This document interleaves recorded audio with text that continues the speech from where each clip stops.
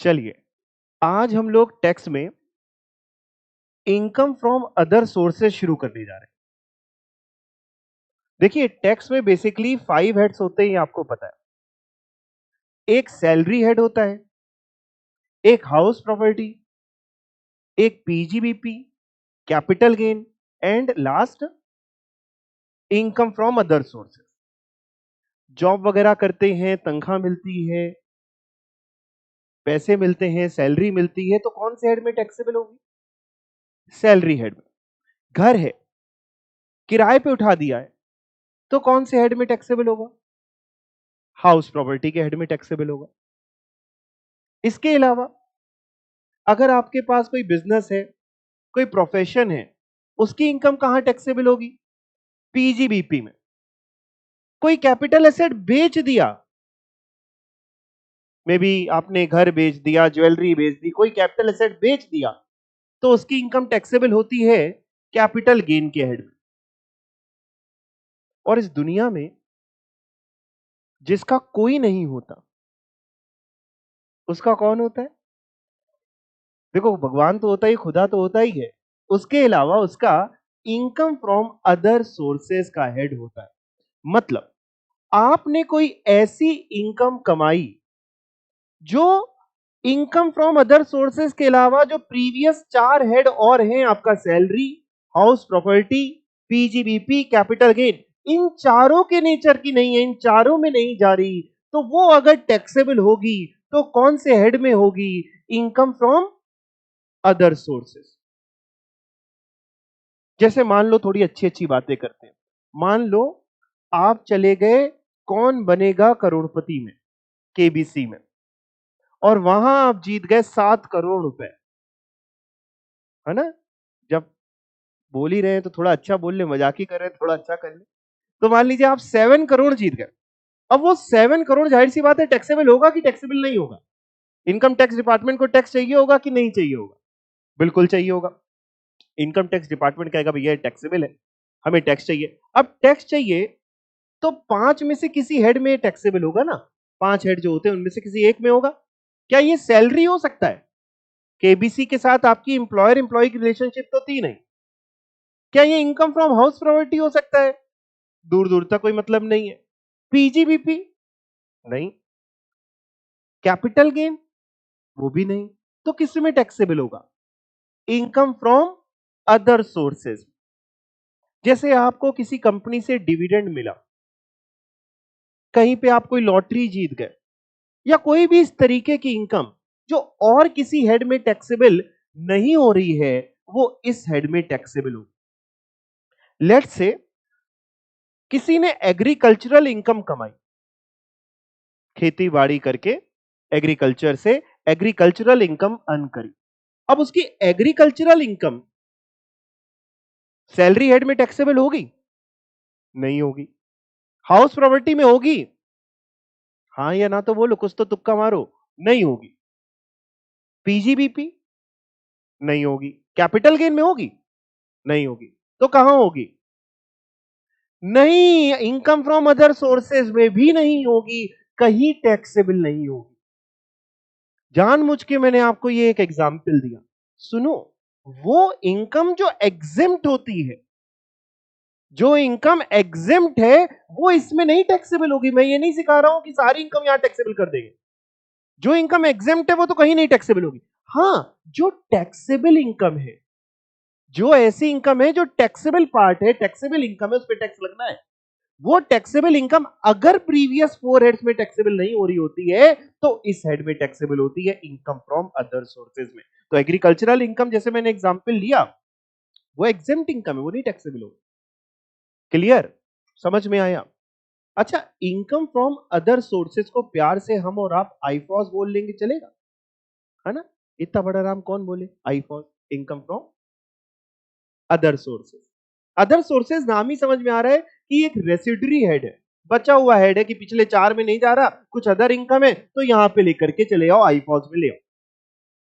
आईफॉस का charging section जो होता है वो 56 होता है।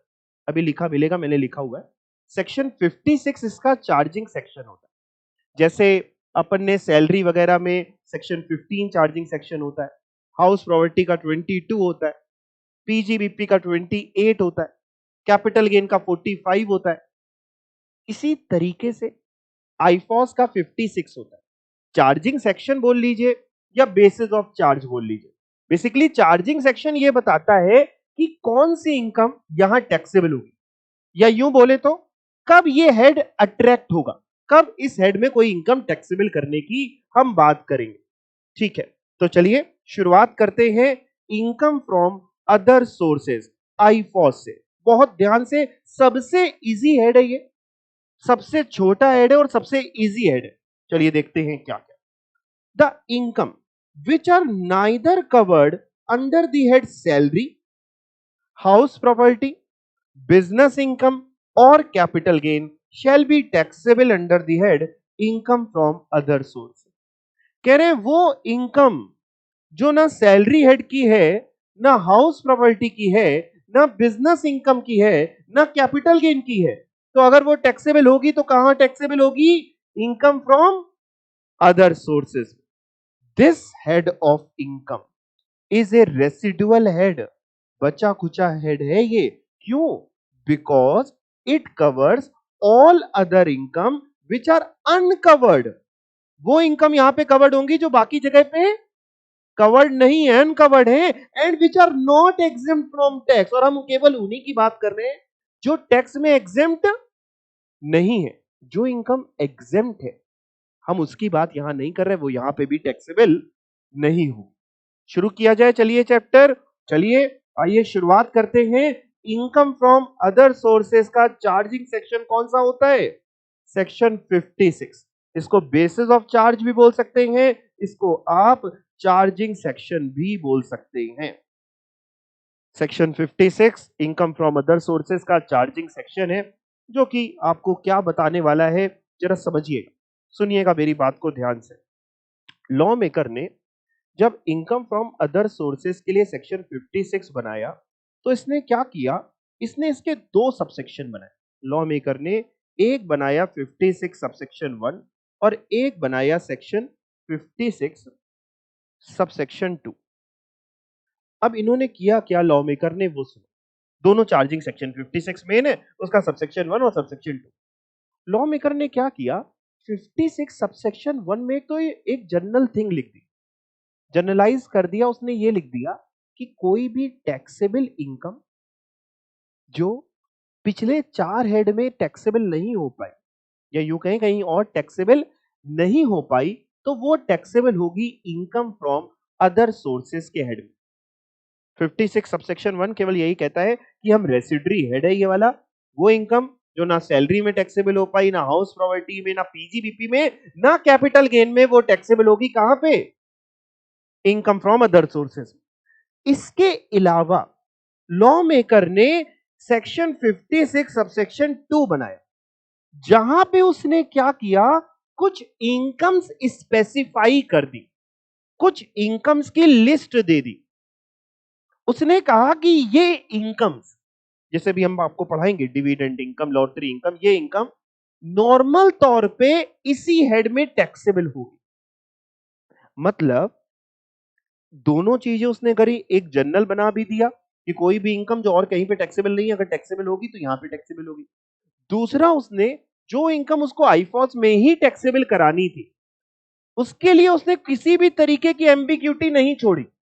उसने कहा काहे की कंफ्यूजन पैदा करें, लोग डिस्प्यूट क्रिएट करेंगे, केसेस होंगे, इसलिए उसने बना दिया सेक्शन 56 सबसेक्शन 2, जहां पे उसने लिस्ट कर दी कि ये इनकम्स आम तौर पे इस सेक्शन में टैक्सेबल होंगी। ये इनकम अगर किसी और में टैक्सेबल नहीं है तो यहीं पे टैक्सेबल करेंगे, उसने लिस्ट दे दी। ठीक, चलिए शुरुआत करते हैं। सबसे पहले सेक्शन 56 सबसेक्शन 1 पढ़ के देखते हैं क्या लिखा है। 56 सबसेक्शन 1 कवर करता है सारी रेसिडुअल इनकम को which are not covered by first 4 head of income.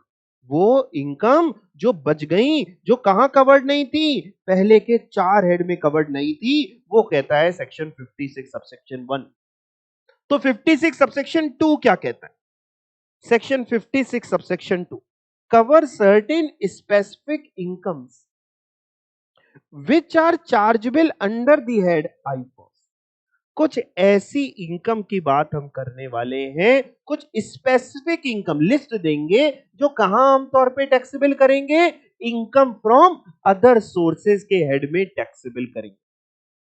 अगर मैं आपसे कहूं कि 56 सबसेक्शन 1 यानी इन अदर वर्ड्स क्या कहता है, तो आइए देखें।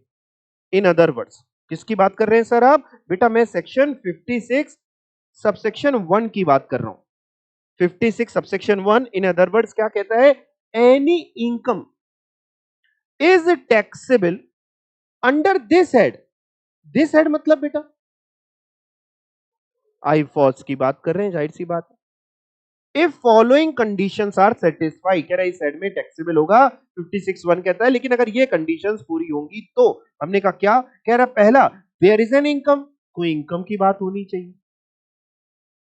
अगर कोई इनकम ही नहीं है, घर पे आप आराम से सो रहे हैं, टीवी देख रहे हैं, वेब सीरीज देख रहे हैं, किसी तरीके की टैक्सेबिलिटी की बात नहीं आएगी। अच्छा, जब मैं इनकम की बात करता हूं, वर्ड इनकम लिखा हो चाहे इस साइड में चाहे कहीं पे भी, पूरे इनकम टैक्स में जब भी इनकम लिखा होता है तो उसमें पॉजिटिव इनकम भी होती है, नेगेटिव इनकम भी होती है। तो इनकम से केवल इनकम मत समझना, income includes losses also, right?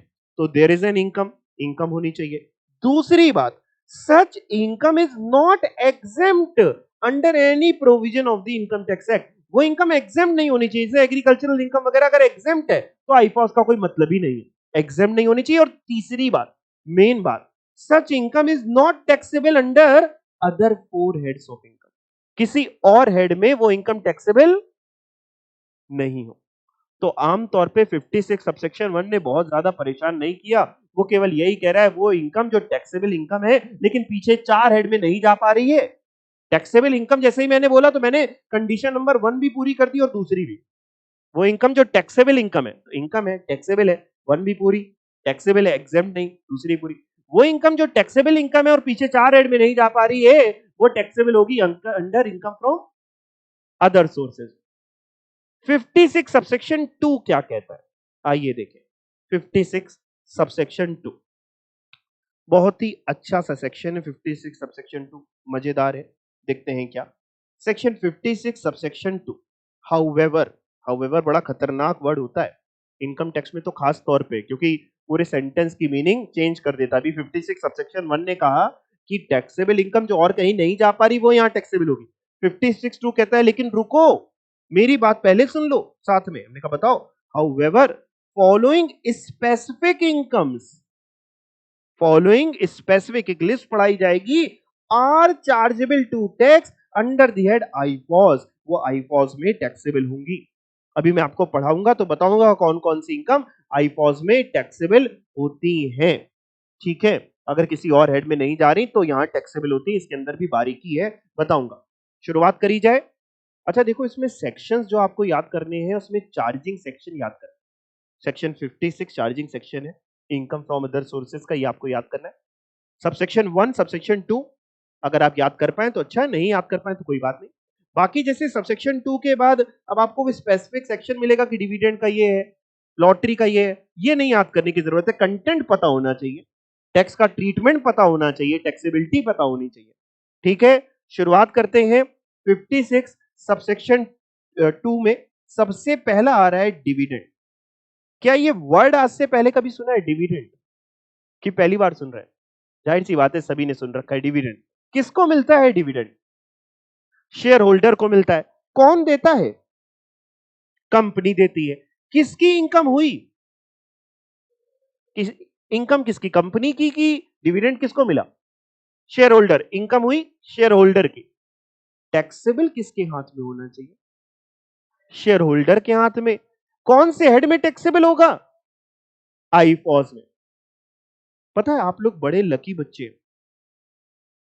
बहुत टाइम पहले, अब तो टाइम हो गया अमेंडमेंट आए, बहुत टाइम पहले डिविडेंड का एक कॉन्सेप्ट जो इनकम फ्रॉम अदर सोर्सेज में होता था, बड़ा ही पेचीदा कॉन्सेप्ट होता था। बहुत पेचीदा कॉन्सेप्ट होता था कि कंपनी बांट रही है तो ऐसा होगा, डिविडेंड डिस्ट्रीब्यूशन टैक्स होगा, फिर शेयर होल्डर के हाथ में ये होगा, फिर ये होगा, फिर ये होगा। पूरा एक चार्ट से समझाना पड़ता था, मेरे को 1 टन लग जाता था समझाने में पूरा। अब क्या है, अब बड़ा आसान हो गया।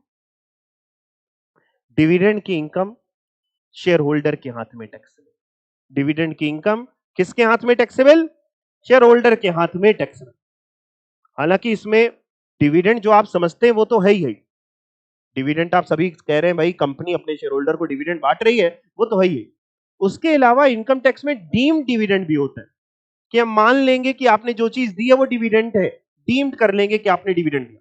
अभी आगे आएगा इसी चैप्टर में डीम्ड डिविडेंड का 222E पढ़ाऊंगा, थोड़ा इंपॉर्टेंट है वो, पढ़ाऊंगा। बट मोटी मोटी बात केवल इतनी ही है, चाहे वो सेक्शन हो चाहे कोई भी सेक्शन हो, यानी चाहे डिविडेंड हो चाहे डीम्ड डिविडेंड हो, सारे ही डिविडेंड आज की तारीख में टैक्सेबल हैं। और किसके हाथ में टैक्सेबल है? शेयर होल्डर्स के हाथ में। और बेटा कौन से हेड में? Income from other source. याद रखना ये बात को, डिविडेंड की इनकम टैक्सेबल होगी इनकम फ्रॉम अदर सोर्सेस के हेड में, और किसी हेड में नहीं जाएगी। डिविडेंड की इनकम कौन से हेड में टैक्सेबल होगी? अदर सोर्सेस के हेड में। किसके हाथ में टैक्सेबल होगी? शेयर होल्डर के हाथ में टैक्सेबल होगी। ठीक, इजी है, बड़ा इजी है। देखते हैं दूसरा क्या है। डिविडेंड तो समझ में आ गया, दूसरा क्या पढ़ रहे हैं? कौन सा सेक्शन पढ़ रहे हैं? 56 सबसेक्शन 2, जिसमें पढ़ क्या रहे हैं कि ये इनकम आमतौर पे कहां टैक्सेबल होंगी? आईफॉस में। जिसमें दूसरा है कीमैन इंश्योरेंस पॉलिसी। ये कीमैन इंश्योरेंस पॉलिसी ये क्या है? जैसे कीमैन वर्ड आपने सुना हुआ है, केएमपी पढ़ रखा होगा, हो सकता है आपने लॉ वगैरह के सब्जेक्ट में किसी ने कभी पढ़ा है। तो ये क्या होता है? कीमैन इंश्योरेंस पॉलिसी क्या होता है भाई? चलो मैं समझा देता हूं आपको कि इसका मतलब क्या होता है, थोड़ा समझा देता हूं। अच्छा एक बात आना, मान लो एक कंपनी है, सपोज करते हैं रिलायंस है, प्राइवेट है कि पब्लिक है? इसी में कंफ्यूजन है। रिलायंस प्राइवेट लिमिटेड है कि पब्लिक लिमिटेड है? पब्लिक लिमिटेड है बेटा, ठीक है ना? आज जाके घर में पता करना, ठीक है? प्राइवेट नहीं है, ठीक है, पब्लिक है। अच्छा, अगर मान लो, खुदा ना खास्ता भगवान ना करे, मान लो मुकेश अंबानी साहब को कल को कुछ हो जाता है, होना तो एक दिन सभी को ही है ना? हंसी आगे, कैसे बेशरम लोग हो, हंस रहे हो। मान लो उनको कुछ हो जाता है, भगवान ना करे, तो क्या कंपनी बंद हो जाएगी? आप सब कंपनी लॉ के जानकार बच्चे हैं, क्या कंपनी बंद हो जाएगी?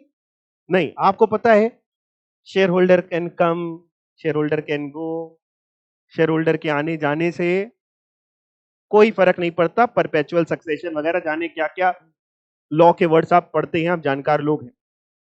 बंद नहीं होगी, चलती जाएगी। लेकिन क्या कंपनी के प्रॉफिट्स पे कुछ फर्क पड़ेगा? आज कंपनी चल रही है, जियो जाने क्या क्या चल रहा है, तो कहीं ना कहीं डिसीजन मेकिंग पावर एक ऐसा बंदा लेके बैठा हुआ है जिसके पास दिमाग है, दिमाग से काम कर रहा है, उसके दिमाग है, काम कर रहा है, पैसा कमा रहा है। कल को वो जाएगा तो कुछ ना कुछ तो इंपैक्ट प्रॉफिट्स पे तो पड़ेगा, कंपनी नहीं बंद होगी, मैं मानता हूं आपकी बात। कुछ ना कुछ इंपैक्ट प्रॉफिट्स पे तो पड़ेगा, इमीडिएट इफेक्ट तो आएगा ही आएगा, कि नहीं आएगा? आएगा।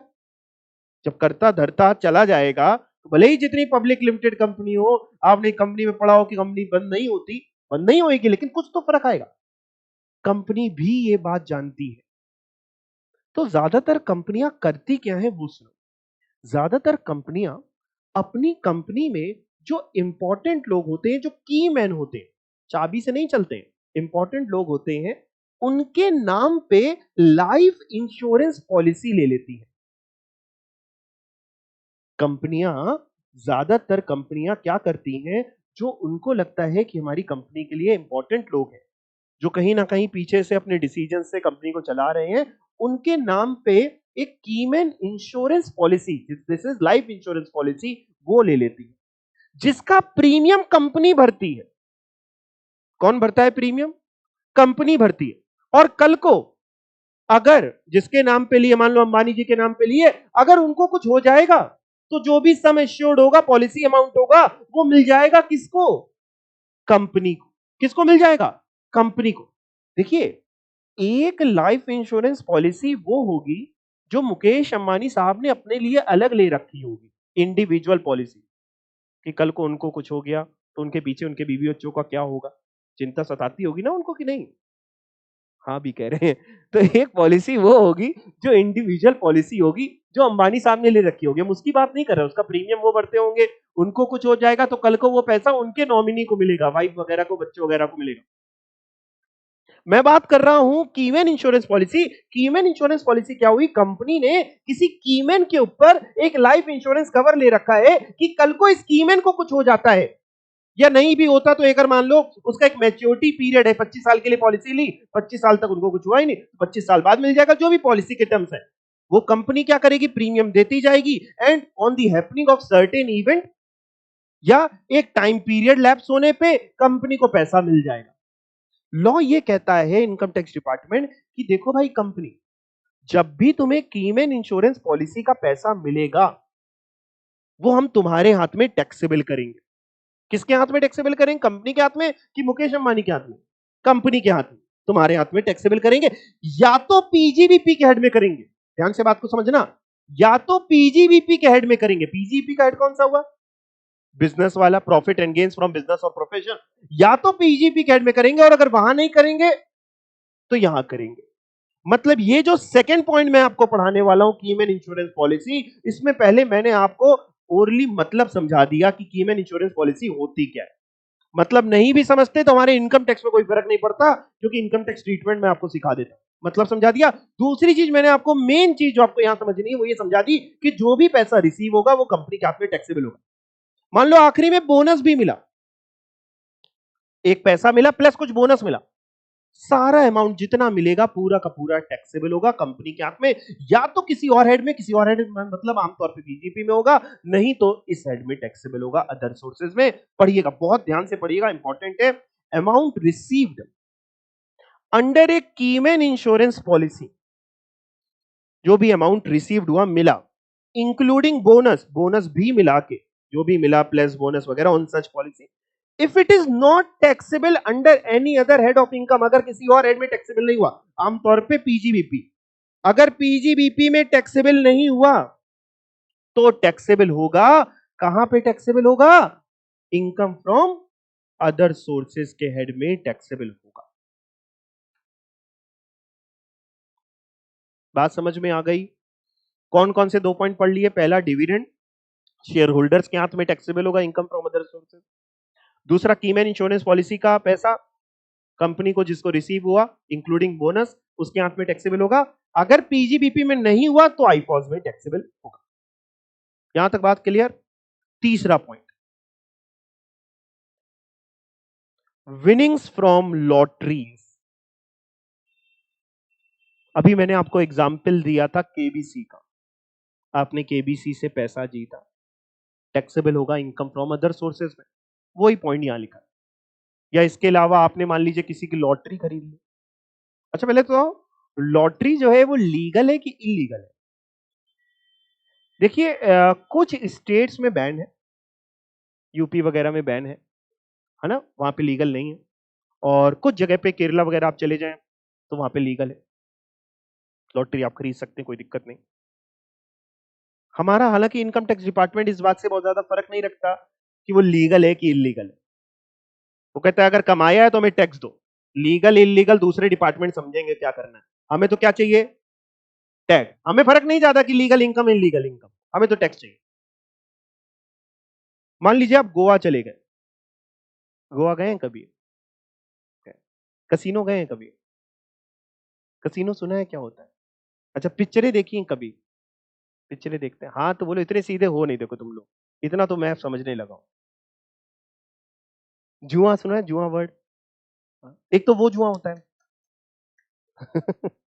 और 10-10 रुपए लगा के, है ना, और एक कसीनो वाला जुआ, जहां पे भी आप जीतेंगे इस तरीके से, जितनी भी आपकी कैजुअल इनकम होंगी, सबको हम कैजुअल इनकम बोलते हैं।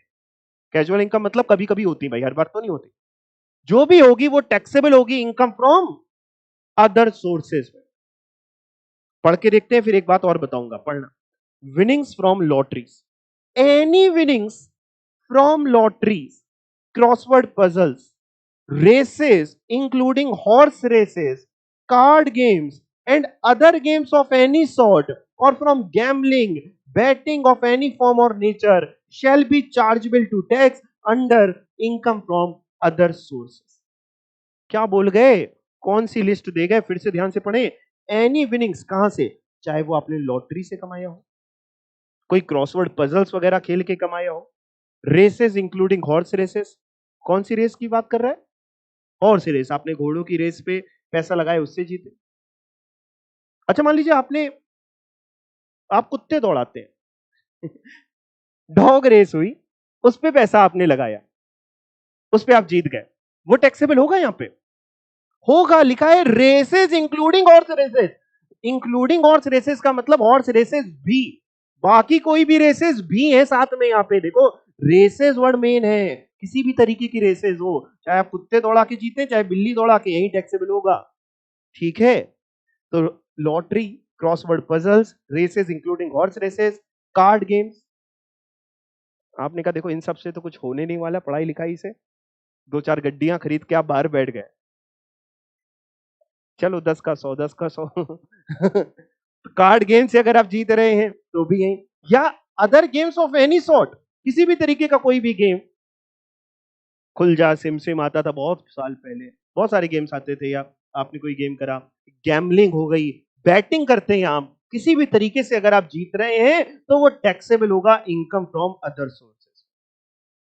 इन सब के लिए मैंने एक वर्ड बोल रहा हूं, लॉटरी. तो जब मैं लॉटरी बोलूं तो केवल लॉटरी ना समझिएगा, सभी को समझ लीजिए. इसमें एक पिक्चर भी आई थी लॉटरी के ऊपर, एक मूवी आई थी, अब तो बहुत पुरानी हो गई. माला माल वीकली करके एक पिक्चर थी, आप लोगों ने नहीं देखी होगी, आप लोग आज के जमाने के हैं, है ना. देखना, पिक्चर अच्छी थी. उसमें उसकी लॉटरी लगती है और फिर वो मर जाता है. उसका नाम एंथनी होता है, और फिर वो एंथनी सबको बता के मरता है. सबको पता होता है कि उसकी लॉटरी लगी. बड़ी मजेदार पिक्चर थी, कॉमेडी पिक्चर थी, कभी लगाना. देखो पढ़ाई वढ़ाई से तो कुछ होने नहीं वाला. तो किसी भी तरीके की लॉटरी अगर अपन जीतेंगे तो इसी हेड में टैक्सेबल होगी. और मजेदार बात यह है कि इनकम टैक्स डिपार्टमेंट कहता है कि भैया देखो, अगर जीते तो तुम्हारी खुशी में हमारी खुशी, हम भी पीछे पीछे हैं, टैक्स लेंगे. लेकिन अगर हार गए, इस लॉटरी के चक्कर में जाने कितने बर्बाद हुए. आबाद तो कम ही होते हैं, बर्बाद ज्यादा होते हैं. अगर हार गए तो अच्छा चलता हूं, बाय बाय. हार तुम्हारी, लॉस हो गया, अपने पास रखो, हमें कुछ नहीं करना, लॉस का कुछ नहीं करना. इनकम हुई टैक्सेबल, एक भी रुपए का खर्चा अलाउ नहीं करेंगे. मतलब मान लीजिए आप केबीसी गए, 7 करोड़ रुपए जीत गए, तो लॉ कह रहे हैं 7 करोड़ टैक्सेबल. हमने कहा अरे भाई वो गया था, आने जाने में खर्चा हुआ, अप्लाई करने में खर्चा हुआ, उसका 10-20-50 हजार 1 लाख रुपए खर्चा हो गया, तो 7 करोड़ में 1 लाख खर्चा हो गया, 6 करोड़ 99 लाख बचा, वो टैक्सेबल करो. कह रहे नहीं, खर्चा तुम्हारा, खर्चे माइनस नहीं होते, पूरे के पूरे टैक्सेबल जितना जीते. आपने एक लॉटरी की टिकट खरीदी 100 रुपए की, 1 लाख रुपए का इनाम निकला, पूरा 1 लाख टैक्सेबल होगा. आप 1 लाख रुपए में 100 की कॉस्ट नहीं माइनस करेंगे कि 1 लाख रुपए में कॉस्ट माइनस कर देते हैं 100 की, बचा हुआ 99,900 रुपीज टैक्सेबल होगा. नहीं, पूरा 1 लाख टैक्सेबल होगा, कोई खर्चा माइनस नहीं करेंगे. दूसरी मजेदार बात, लॉटरी जो होती है वो फ्लैट 30% के रेट पे टैक्सेबल होती है. उस पर जो टैक्स लगता है वो 30%, 30% plus surcharge and plus education cess अलग से, हेल्थ एंड एजुकेशन सेस अलग से. फ्लैट टैक्स है 30% का. इफेक्टिव ज्यादा ही बैठेगा क्योंकि सरचार्ज और सेस भी जोड़ दें तो ज्यादा ही बैठेगा. यानी जब आप जो गेम शो केबीसी वगैरह आता था, अब तो नहीं आ रहा ना, केबीसी वगैरह जो आता था, उसमें जो भी लोग पैसे जीतते थे ना बेटा, वो पूरे के पूरे पैसे उनके नहीं होते थे. उसमें से मान लीजिए आप 1 करोड़ जीते, तो 30% प्लस सरचार्ज प्लस सेस, मोटा मोटा 30 लाख. हालांकि एक्चुअल फिगर निकालेंगे तो इससे ज्यादा आएगी, करीब करीब 30-31 लाख रुपए किसके पास चले जाएंगे? गवर्नमेंट के पास, इनकम टैक्स डिपार्टमेंट के पास बचा हुआ आपका. आइए पढ़ के देखते हैं बहुत ध्यान से, बहुत ध्यान से, बहुत इंपॉर्टेंट है ये, मैं लिख भी दे रहा हूं, आप भी लिख लीजिए, इंपॉर्टेंट सेक्शन है.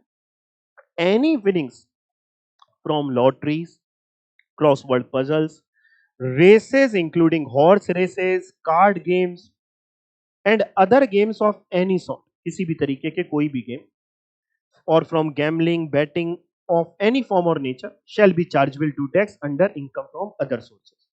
और क्या बात है इसी में ही, the entire income of winnings, पूरी की पूरी इनकम जो भी जीते, विदाउट एनी एक्सपेंडिचर, बिना कोई खर्चा अलाउ हुए, विदाउट एनी एक्सपेंडिचर और अलाउंस और डिडक्शन अंडर सेक्शन 80C से 80U, ना कोई खर्चा अलाउ होगा ना कुछ डिडक्शन मिलेगी 80C से 80U, कुछ भी नहीं मिलेगा, जितना जीते पूरा का पूरा टैक्सेबल होगा, कुछ भी माइनस इस वाली इनकम से नहीं होगा।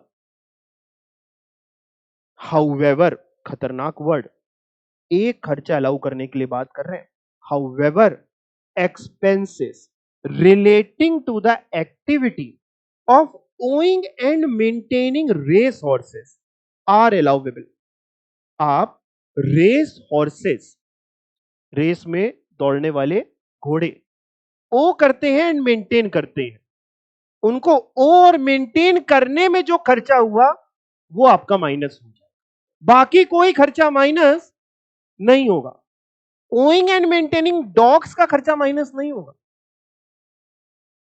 आप डॉग्स, रेसेस वाले डॉग्स को ओ करते हैं, मेंटेन करते हैं, उसका खर्चा माइनस नहीं होगा। खर्चा केवल एक ही माइनस करने के लिए बोला है, owning and maintaining race horses, race dogs नहीं, ठीक, वो अलाउड है। इसके अलावा कोई खर्चा इस वाली विनिंग से आपका अलाउड नहीं है।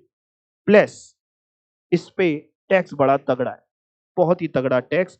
Further such income is taxable at a special rate, जिसको स्पेशल रेट भी बोल लो या हम लोग फ्लैट रेट भी बोलते हैं। सर फ्लैट रेट का मतलब, फ्लैट रेट का मतलब बेटा इस पे स्लैब नहीं लगता कि इतने इनकम तक इतने परसेंट, इतने इनकम तक इतने परसेंट, ऐसा कुछ नहीं। जितनी कमाया फ्लैट रेट लगना है 30% का। कितने percent? 30%, plus surcharge plus cess at the rate 4%। ये है आपका सेक्शन 115B भी, आपको याद करने की जरूरत नहीं है, जो ये टैक्स के रेट बताता है। आपको याद कंटेंट करना है। लॉटरी में क्या याद करना है, मेरी तरफ देखो, लॉटरी में आपको ये याद करना है कि इन सबको, ये जो इनकम कमाई, इसको हम लोग कैजुअल इनकम भी बोल सकते हैं, या लॉटरी इनकम बोल लो, कैजुअल कभी कभी कमाते हैं। इसमें आपको ये याद करना है कि पूरा का पूरा टैक्सेबल होगा, अदर सोर्सेज में कोई खर्चा, कोई डिडक्शन अलाउ नहीं होगी, सिर्फ owning and maintaining race horses का खर्चा अलाउ होगा, और इसके अलावा फ्लैट 30% टैक्स लगेगा, प्लस सरचार्ज प्लस सेस। अगर आपको इतनी बात समझ में आ गई हो तो मैं अगली बात पे चलूं। कोई डाउट है तो पूछ लीजिए, किसी को भी कुछ पूछना है तो पूछ ले। क्लियर है? चलिए जी। अगला पॉइंट, ये क्या आ गया, कंट्रीब्यूशन टू प्रोविडेंट फंड और एनी अदर फंड। सर ये सैलरी पढ़ रहे हैं क्या? अरे नहीं, सैलरी नहीं, अदर सोर्सेज। सर ये क्या पॉइंट है? चलो मेरी बात को देखो, मेरे को देखो, मैं आपको समझाता हूँ ये पॉइंट क्यों लाया गया, क्यों लाना पड़ा, उसको समझ लेंगे तो ये पॉइंट भी समझ में आ जाएगा। बहुत पास्ट में हुआ क्या, कुछ एम्प्लॉयर्स ने क्या किया, प्रोविडेंट फंड सब समझते हैं ना, पीएफ सब समझते हैं, कि एम्प्लॉय को जब सैलरी मिलती है, सपोज करिए किसी एम्प्लॉय की 20,000 सैलरी है, 20,000 रुपए सैलरी है, तो 3,000 रुपए पीएफ का काट लिया, 17,000 उसको दे दिया। एम्प्लॉय कंट्रीब्यूशन जो पीएफ का 3,000 रुपए वो प्रोविडेंट फंड के खाते में एम्प्लॉयर ने जमा करा दिया, प्लस अपना भी कंट्रीब्यूशन जमा करा दिया। ये आमतौर पे पीएफ वगैरह में या किसी भी तरीके का और स्टाफ वेलफेयर फंड्स में ईएसआई का पैसा और इन सब में जमा हो जाता है। एम्प्लॉयर काट लेता है, बची हुई सैलरी आपको दे देता है, और जितना काटता है वो कहीं जमा करा देता है। लेकिन पास्ट में क्या हुआ, कुछ ऐसे एम्प्लॉयर पकड़े गए जिन्होंने फ्रॉड किया। उन्होंने किया क्या, उन्होंने एम्प्लॉय की सैलरी से प्रोविडेंट फंड वगैरह का पैसा काट लिया। प्रोविडेंट फंड, ईएसआई या कोई भी और स्टाफ से रिलेटेड वेलफेयर फंड, किसी भी नाम से बोले, उसका पैसा काट लिया एम्प्लॉय की सैलरी से, बचा हुआ एम्प्लॉय को दे दिया। और उसका पैसा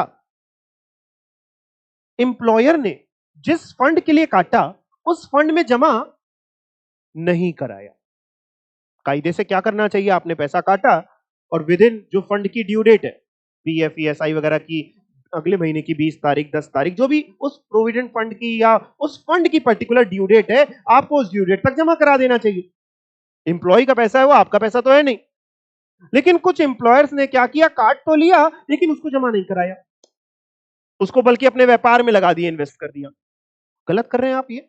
एम्प्लॉय बेचारा मासूम है, उसको लग रहा है कि उसका पैसा प्रोविडेंट फंड वगैरह का कटता जा रहा है, कल को जब मैच्योरिटी आएगी, जब वो रिटायर होएगा तो अच्छा खासा पैसा मिलेगा, बट आप तो पैसे का गबन कर रहे हैं। जब ऐसा देखा गया तो लॉ मेकर ने क्या किया, इनकम टैक्स में एक सेक्शन डाल दिया, सेक्शन 2 2410। ये आपको याद नहीं करना, सिर्फ सुन लो, सेक्शन मतलब याद नहीं करना। इसमें यह लिख दिया कि एम्प्लॉयर जब भी कोई भी कंट्रीब्यूशन एम्प्लॉय से लेगा किसी भी फंड के लिए, किसी भी स्टाफ वेलफेयर के लिए, किसी भी नाम से, चाहे वो प्रोविडेंट फंड के नाम से हो चाहे वो किसी भी नाम से हो, तो पहले हम उस चीज को एम्प्लॉयर की इनकम मान लेंगे। मतलब हमने एम्प्लॉय को सैलरी दी, 20,000 रुपए सैलरी दी, जिसमें से 3,000 रुपए हमने उसका प्रोविडेंट फंड का पैसा काट लिया, 17,000 उसको दे दिया। 3,000 हमने उसका प्रोविडेंट फंड का पैसा काटा, तो लॉ मेकर कह रहा है ये 3,000 रुपए हम आपकी इनकम मान लेंगे। हमने कहा मेरी इनकम नहीं है, हमने तो उसका पैसा काटा जो प्रोविडेंट फंड में जमा करा देंगे, उसी के बेनिफिट के लिए मेरा क्या बेनिफिट है। कह रहे नहीं, सुन तो लीजिए, हम पहले सबसे पहले आपकी इनकम मान लेंगे, इसको टैक्सेबल कर देंगे, या तो पीजीपी में करा लेना, नहीं तो आईपॉज में करा लेना। हमने कहा ये तो बड़ी नाइंसाफी है साहब, मेरे हाथ में टैक्सेबल कर रहे हो। कह रहा पूरी बात सुन तो लो, पूरी बात सुन। हमने कहा सुनाओ।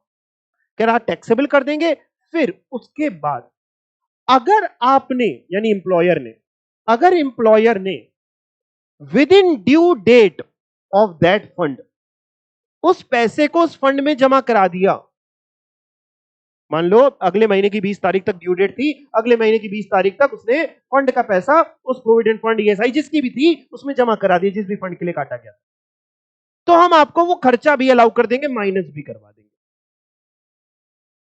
हमने कहा मतलब नहीं समझ में आया। कह रहा सुनो, देखो एक होगा जेन्युइन एम्प्लॉयर और एक होगा फ्रॉडियल इंसान। जेन्युइन एम्प्लॉयर को इस सेक्शन से कोई फर्क पड़ेगा नहीं, क्यों? क्योंकि जेन्युइन एम्प्लॉयर जब पैसा काटेगा तो उसकी इनकम में ऐड हो जाएगा, इस सेक्शन की वजह से उसकी इनकम मान ली जाएगी। लेकिन फिर उसको जेन्युइन है तो उसको अपने वास्ते रखना नहीं, वो क्या करेगा, ड्यू डेट तक रिस्पेक्टिव फंड में जमा करा देगा। रिस्पेक्टिव फंड में जब जमा कराएगा तो खर्चा भी अलाउ हो जाएगा। मान लो 3,000 रुपए उसने काटे थे, तो पहले 3,000 रुपए उसकी इनकम हो गई, फिर बाद में 3,000 रुपए उसने जमा कर दिए ड्यू डेट तक, तो 3,000 माइनस भी हो जाएगा। यानी अल्टीमेट उसमें इफेक्ट कितना पड़ा एम्प्लॉयर के हाथ में, जीरो। तो दिक्कत किसके साथ है? दिक्कत है उन एम्प्लॉयर के साथ जो काट तो लेते हैं लेकिन जमा नहीं कराते ड्यू डेट तक। यानी मान लीजिए एक एम्प्लॉयर ने 3,000 रुपए काटे, तो 3,000 उसकी इनकम तो बन जाएगी एम्प्लॉयर की, जमा नहीं कराया तो माइनस नहीं होगा, 3,000 इनकम रह गई आपकी।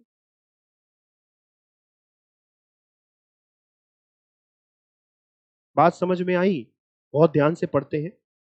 कंट्रीब्यूशन टू प्रोविडेंट फंड या और एनी अदर फंड, किसी भी तरीके का कोई भी फंड, जो भी स्टाफ वेलफेयर के लिए आपने पैसा एम्प्लॉय की सैलरी से एम्प्लॉयर ने काटा, वो टैक्सेबल करेंगे, वो इनकम है, या तो पीजीपी में टैक्सेबल होगी, नहीं तो अदर सोर्सेज में। पढ़िएगा, income of the nature referred to in section 2 2410। Section याद करने की जरूरत नहीं है, ठीक है, मैं मतलब समझते हैं।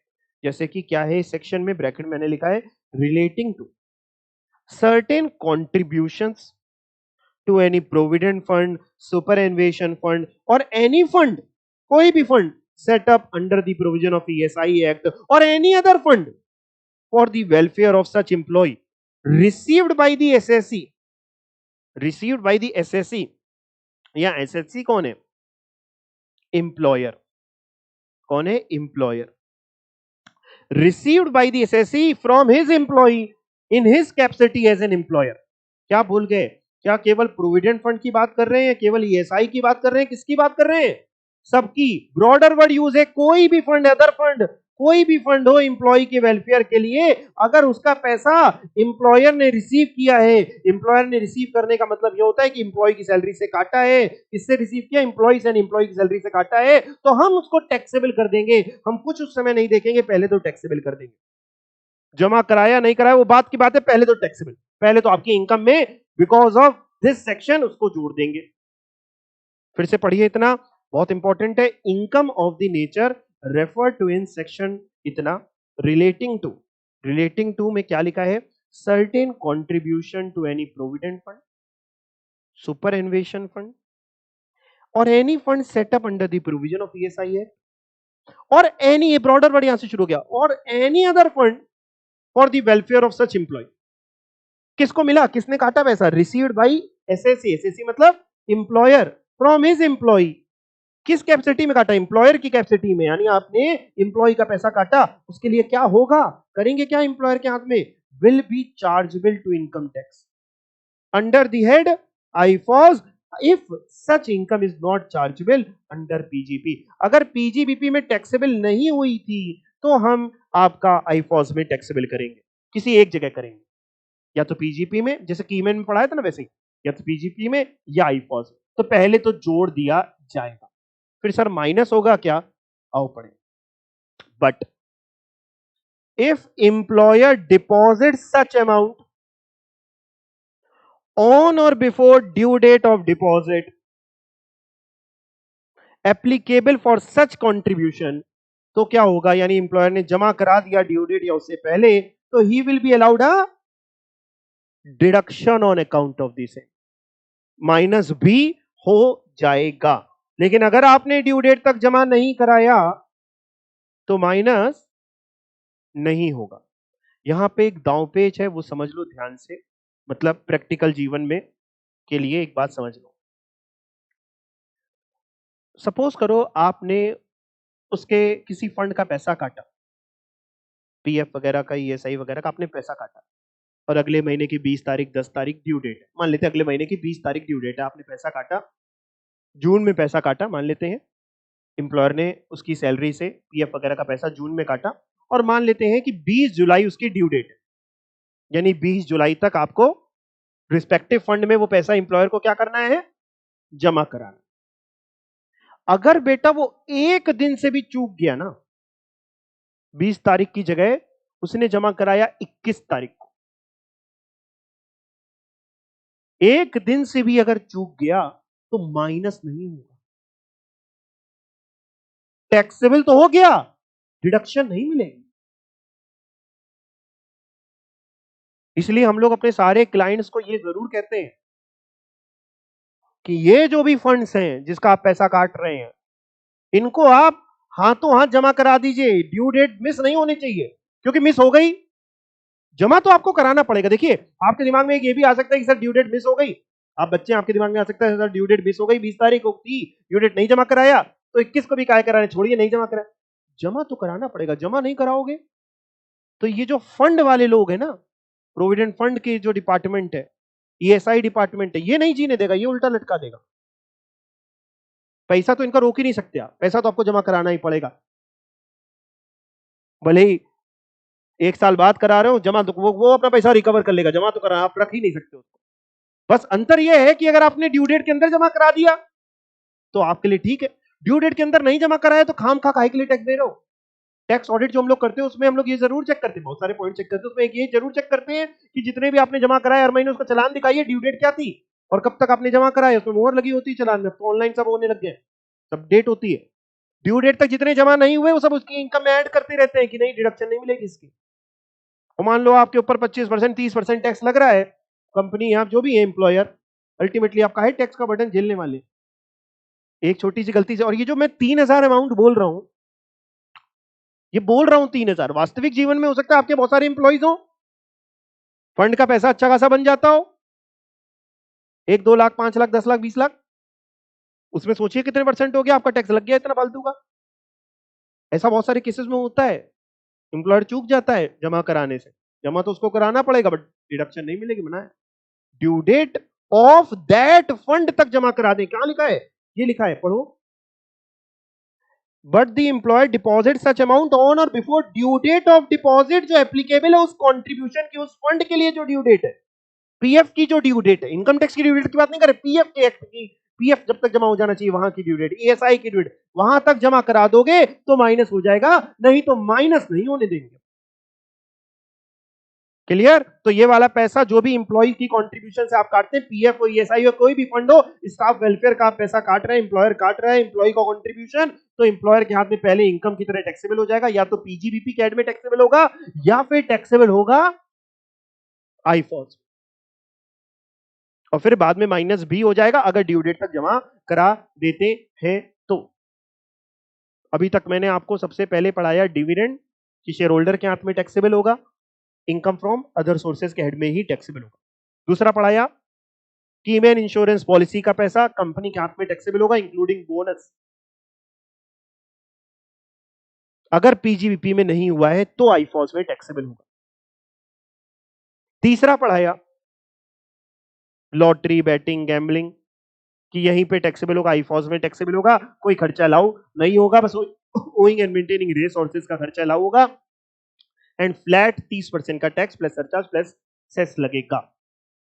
उसके बाद आपको यह पढ़ाया कंट्रीब्यूशन टू कोई भी फंड, हिंदी में मतलब एम्प्लॉयर ने एम्प्लॉय को कंट्रीब्यूशन लिया किसी भी फंड से, किसी भी फंड के नाम का, तो पहले उसकी इनकम में जोड़ा ही जोड़ा जाएगा, बाद में माइनस कब होगा, ड्यू डेट तक जमा करा देंगे। तो नहीं जमा कराते तो भले ही आप जेन्युइन हो, कैसे भी हो, आपकी इंटेंशन क्या थी, हमसे उससे कोई लेना देना नहीं है, माइनस नहीं होगा। चलें आगे, चलिए जी। मान लो बेटा आपने किसी कंपनी के डिबेंचर्स खरीद लिए, डिबेंचर तो सभी लोग समझते हैं, उसमें आपको क्या मिलेगा, इंटरेस्ट, या कोई गवर्नमेंट के बॉन्ड्स खरीद लीजिए या सिक्योरिटीज खरीद लीजिए, गवर्नमेंट सिक्योरिटी, इन सब पे ब्याज मिलेगा, ये ब्याज आपके हाथ में टैक्सेबल होगा। कौन से हेड में टैक्सेबल होगा, आईफॉस में टैक्सेबल होगा। किस में टैक्सेबल होगा, आईफॉस में टैक्सेबल होगा, अगर किसी और हेड में नहीं है। अगर आपका मेन व्यापार ही यही है तो पीजीपी वगैरह में टैक्सेबल होगा, नहीं तो यही टैक्सेबल होता है। आमतौर पे इसी में ही हम लोग इसको टैक्सेबल करके चलते हैं, पढ़ते हैं income by way of interest on security, जैसे कि interest on debenture, government securities, bonds etcetera. If income by way of interest on securities is not chargeable to tax under PGP, अगर PGP में taxable नहीं है तो इस head में taxable होगी। और आमतौर पे मैंने आपको बताया कि हम लोग नॉर्मली इसी हेड में उसकी इनकम को दिखाते हैं, इंटरेस्ट वगैरह की इनकम को इसी हेड में लेके जाते हैं। यहां तक समझ में आ गया। अगला चले,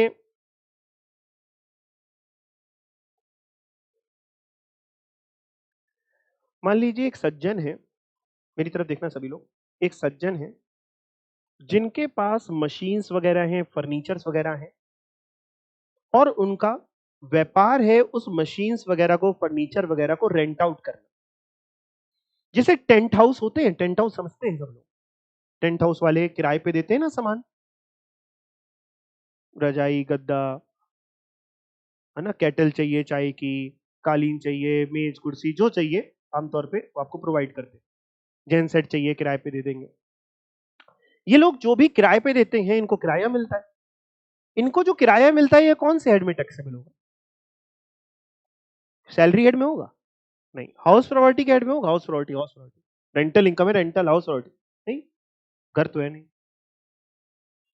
पीजीपी में होगा, पीजीबीपी में होता है आमतौर पे, क्योंकि इनका व्यापार ही है, इनका इसका व्यापार ही है, रिकरिंग नेचर की इनकम है, मेन काम ही यही है, तो पीजीपी के हेड में टैक्सेबल होता है। मशीन किराए पे दे दी, फर्नीचर किराए पे दे दिया, काम इनका यही, आपको कुर्सियां किराए पे चाहिए, पीजीपी में होता है। और जिसका मेन काम ये नहीं है, कभी कभी किराए पे देता है या पीजीपी में नहीं टैक्सेबल हो रहा, तो आईफॉस में टैक्सेबल होगा।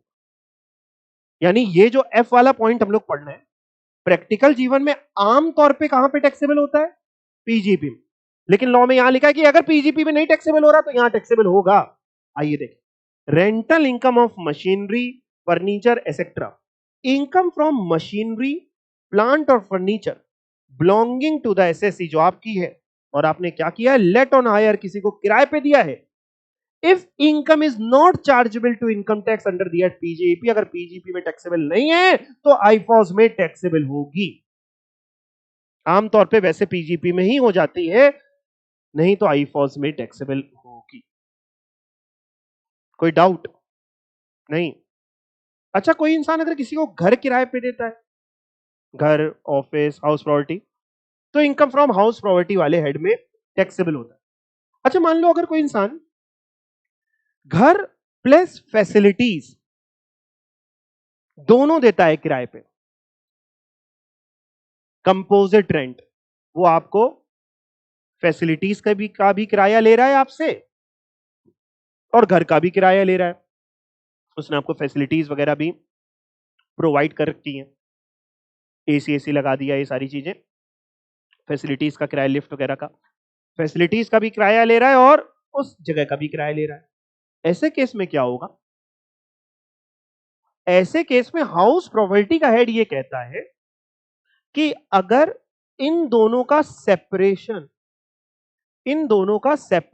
पॉसिबल है, मेरी तरफ देखें, अगर इन दोनों का सेपरेशन पॉसिबल है, यानी हाउस प्रॉपर्टी के रेंट को हम अलग कर सकते हैं, फैसिलिटीज के रेंट को अलग कर सकते हैं, अगर दोनों की अलग अलग लेटिंग पॉसिबल है, तो जो हाउस प्रॉपर्टी वाला रेंट है वो टैक्सेबल होगा हाउस प्रॉपर्टी के हेड में, और जो फैसिलिटीज वाला रेंट है वो टैक्सेबल होगा या तो पीजीबीपी में या अदर सोर्सेज में, आमतौर पे अदर सोर्सेज मान लेते हैं। और अगर आप सेग्रीगेट ही नहीं कर सकते, यानी बिना सेग्रीगेट करे एक इंसान को वो लेटिंग मिलेगी ही नहीं, जैसे मान लीजिए मैंने कोई ऑडिटोरियम किराए पे ले लिया आपको पढ़ाने के लिए, अब ऑडिटोरियम किराए पे लूंगा तो बेसिक फैसिलिटीज तो वहां चाहिए ना, चेयर्स वगैरह लगी हो, स्क्रीनिंग हो, स्टेज हो, ये सारी चीजें चाहिए। 1 लाख रुपए किराया दे रहा हूं पर डे का, मान लीजिए, सेग्रीगेशन कर ही नहीं सकते। अगर सेग्रीगेशन कर ही नहीं सकते तो पूरा का पूरा या तो पीजीपी में टैक्सेबल होगा या आईफॉस में, कुछ भी हाउस प्रॉपर्टी में नहीं होगा। ऐसी बात हाउस प्रॉपर्टी का हेड कहता है। फिर से सुनिए मैंने क्या बोला, अगर आपने किसी को कोई हाउस प्रॉपर्टी रेंट आउट करी अलोंग विथ फैसिलिटीज, यानी आपको दोनों चीजों का किराया मिल रहा है, इसको हम लोग बोलते हैं composite rent. If the segregation is possible then house property का rent will be taxable under the head income from house property, and rent for the portion of facilities will either be taxable under PGBP or IFOS. But if segregation is not possible, letting is not acceptable without those facilities, मतलब segregation नहीं कर सकते, then the entire amount will not be taxable under house property. फिर कहां taxable? Full amount will be taxable या तो PGBP या तो IFOS। ठीक, ये बात को यहां पे लिखा गया है, जी वाला पॉइंट, आइए ध्यान से पढ़ें। Composite rent if segregation is not possible, अगर पॉसिबल ही नहीं है सेग्रीगेशन, अलग अलग कर ही नहीं सकते, that is hiring out of building along with furniture, machinery etcetera, तो क्या होगा, पूरा का पूरा यहां टैक्सेबल होगा। सर अगर सेग्रीगेशन कर सकते हैं तो क्या होगा? अगर सेग्रीगेशन कर सकते हैं तो ऑलरेडी वो बेटा एफ पॉइंट में कवर्ड हो गया। सेग्रीगेशन कर सकते हैं तो किराया, घर का किराया अलग हो गया, मशीन फर्नीचर का किराया अलग हो गया, वो यहां टैक्सेबल, या केवल मशीन फर्नीचर किराए पे दिया तो भी यही टैक्सेबल, पीजीपी में, आईफॉस में। आप समझ रहे हैं, केवल मशीन फर्नीचर दिया तो भी पीजीपी, आईफॉस, घर के साथ मशीन फर्नीचर दिया और सेग्रीगेशन हो सकता है तो जो मशीन और फर्नीचर वाला रेंट है वो पीजीपी, आईफॉस, तो वो एफ वाले पॉइंट में कवर्ड हो गया। लेकिन अगर सेग्रीगेशन हो ही नहीं सकता कंपोजिट रेंट का, तो क्या होगा, where an assessee lets on hire machinery, plant or furniture belonging to him and also building, मतलब मशीन, प्लांट, फर्नीचर किसके साथ दिया, बिल्डिंग के साथ दिया, building plus, and letting of building is inseparable from the letting of the said machinery, आप अलग अलग नहीं कर सकते। तो क्या करें, अगर वो पीजीपी में टैक्सेबल नहीं होगी तो यहां टैक्सेबल होगी, मतलब इन शॉर्ट या तो पीजीपी में होगी या आईफॉस में होगी, इनकम फ्रॉम हाउस प्रॉपर्टी में कुछ भी टैक्सेबल नहीं होगा। इतनी बात समझ में आ गई? ठीक, कोई डाउट किसी को यहां तक? नहीं, चलते हैं अगले पॉइंट की तरफ।